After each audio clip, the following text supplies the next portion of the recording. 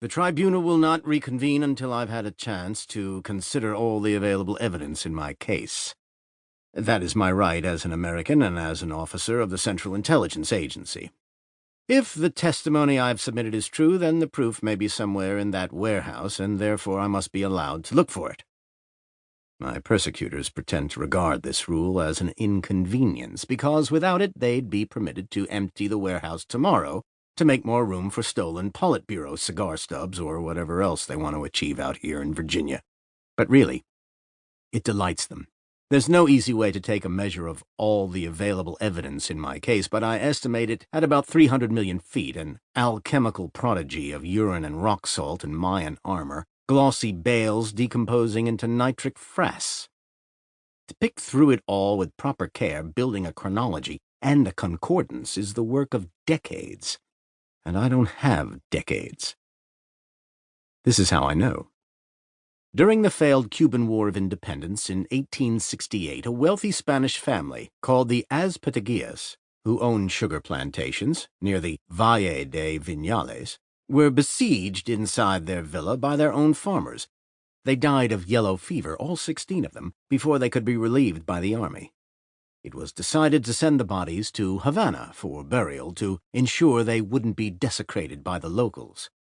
But the farmers ambushed the caravan in the hills, prying open the coffins and tipping the bodies into the dust. In 1953, when I was still working for the agency in Cuba, I did a significant favor for a friend of mine in Pinar del Rio, and afterwards he gave me a bottle of rum that had been aged in a barrel made from the staves of Azpeitigilla coffin wood. I have about 12 ounces left. It's what's called a diagnostic liquor.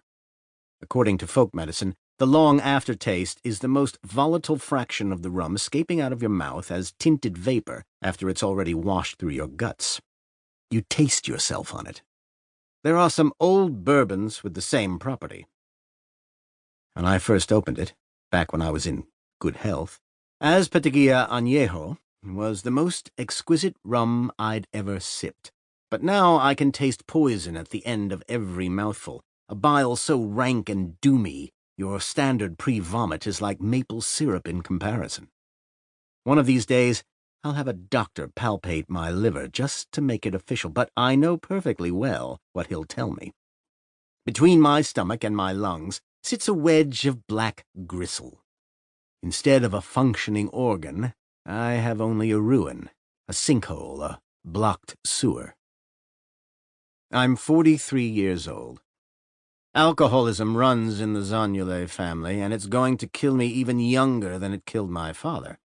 I will die long before I finish preparing my defense.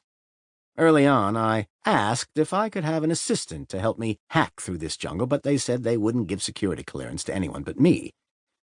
They've fucked me, and they know it.